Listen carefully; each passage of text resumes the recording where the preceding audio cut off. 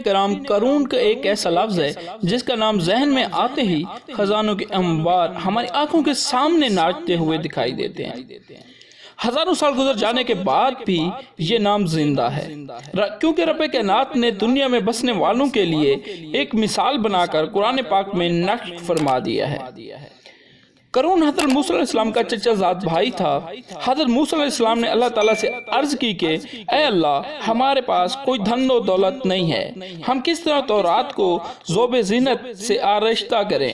تو حضرت جبرائیل علیہ السلام نے آ کر کہا کہ جو گھاس میں نے بچڑے کو جلانے کے لیے تمہیں دی تھی، اس گھاس میں 2 قسم کی اور گھاس ملا لو، تو اللہ کی قدرت سے تانبے پر رکھو گے تو سونا ہوگا، اور اگر پیتل پر رکھو گے تو چاندی ہوگی۔ حضرت موسیٰ علیہ السلام نے اس گھاس کے حصول کے لیے 3 رکے لکھے۔ ایک رکا اس نے پوش کو بھیجا، ایک قارون کو، اور ایک تیسرا رکا جو تھا وہ ملعون کو بھیجا گیا۔ مجھے فلاں قسم کی گھاس درکار ہے۔ قارون جو کہ چلاک اور تورات کا حافظ بھی تھا، اس نے اس سے بہانے سے دوسرے رکے بھی پڑھ لیے، اور تینوں گھاس کو ملا کر وہ چوری چھپے ترجمات کرتا رہا۔ بالآخر وہ اس میں کامیاب ہو گیا۔ اس طرح اس نے بے شمار دولت جمع کر لی۔ جب دولت کے بے شمار انبار لگ گئے تو حضرت موسیٰ علیہ السلام نے اسے زکوٰۃ دینے اور خالق خدا کا فائدہ پہنچانے کے لیے کہا، تو وہ نہ صرف حضرت موسیٰ علیہ السلام بلکہ اللہ تعالیٰ کا بھی منکر ہو گیا۔ حضرت موسیٰ علیہ السلام کے خلاف مختلف سازشیں کرنا شروع کر دی۔ اس کی وجہ سے حضرت موسیٰ علیہ السلام کی قوم مختلف گروپوں میں تقسیم ہو گئی۔ ان کا گروہ بے تحاشا دولت کی وجہ سے فتنہ فجور میں پڑ گیا۔ قرآن مجید میں ارشاد باری تعالیٰ ہے کہ بے شک قارون موسیٰ علیہ السلام کی قوم میں سے تھا اور پھر ان کے سامنے اکڑنے لگ گیا۔ ہم نے اسے اتنے خزانے دیے تھے کہ ان کی چابیاں ایک طاقتور جماعت کے لیے اٹھانا بہت مشکل ہوتی۔ جب اس کی قوم نے کہا کہ یوں اکڑا نہ مت کرو، بے شک اکڑنے والوں کو اللہ تعالیٰ پسند نہیں کرتا، اور جو کچھ تجھے اللہ تعالیٰ نے دیا ہے اس سے آخرت کا گھر حاصل کرو، اور اپنا حصہ دنیا میں سے ہی نہ بھولو، بھلائی کرو جس طرح اللہ نے تیرے ساتھ بھلائی کی ہے، اور ملک میں فساد کا خواہاں نہ ہو، بے شک اللہ تعالیٰ فساد کرنے والوں کو پسند نہیں کرتا۔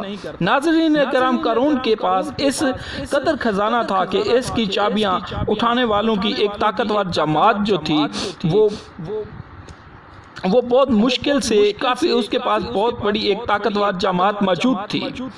ایک دن قارون نہایت قیمتی لباس پہن کر اور قیمتی سواری پر سوار ہو کر اپنے غلاموں کو بڑے ٹھاٹ سے اکڑتے ہوئے نکلا۔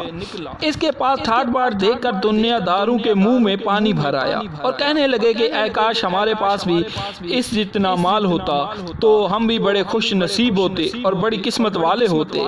ادھر حضرت موسیٰ علیہ السلام خطبہ پڑھا رہے تھے اور بنی اسرائیل کا مجمع جمع تھا۔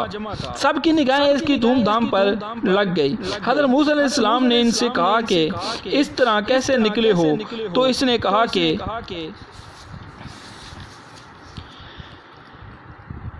کہ اللہ نے مجھے فضیلت دے رکھی ہے، اگر تمہارے پاس نبوت ہے تو میرے پاس عزت اور دولت ہے، اگر آپ کو میری فضیلت پر شک ہے تو میں مقابلے کے لیے تیار ہوں۔ آپ اللہ سے دعا کریں اور دیکھ لیجئے اللہ آپ کی دعا سنتا ہے یا میری۔ تو حضرت موسیٰ علیہ السلام اس کی بات پر آمدہ ہو گئے اور فرمایا کہ آپ پہلے دعا کرو گے یا میں پہلے؟ قارون نے انہیں کہا۔ قارون نے کہا کہ میں پہلے دعا کروں گا۔ قارون نے دعا مانگی لیکن دعا قبول نہ ہوئی۔ حضرت موسیٰ علیہ السلام نے اللہ تعالیٰ سے دعا کی کہ یا اللہ زمین کو میرے حکم میں تابع کر دے، جو میں کہوں وہ مان لے۔ تو اللہ تعالیٰ نے حضرت موسیٰ علیہ السلام کی دعا قبول فرمائی اور وہی آئی کہ میں نے زمین کو تمہاری اطاعت کے لیے حکم دے دیا ہے۔ حضرت موسیٰ علیہ السلام نے یہ سن کر زمین سے فرمایا کہ اے زمین، اس کو اور اس کو وہیں پر پکڑ لے۔ یہ لوگ اپنے قدموں تک زمین میں دس گئے اور پھر کندھوں تک، پھر فرمایا اس کے خزانوں اور مال کو بھی یہیں لے آؤ اور اسی وقت قارون کے تمام خزانے بھی سمٹ کر آ گئے۔ آپ نے اپنے ہاتھوں سے اشارہ کیا اور قارون کو اپنے تمام خزانوں کے ساتھ زمین میں دفن کر دیا، اور زمین پھر سے وہیں واپس ویسی ہو گئی جیسے پہلی تھی۔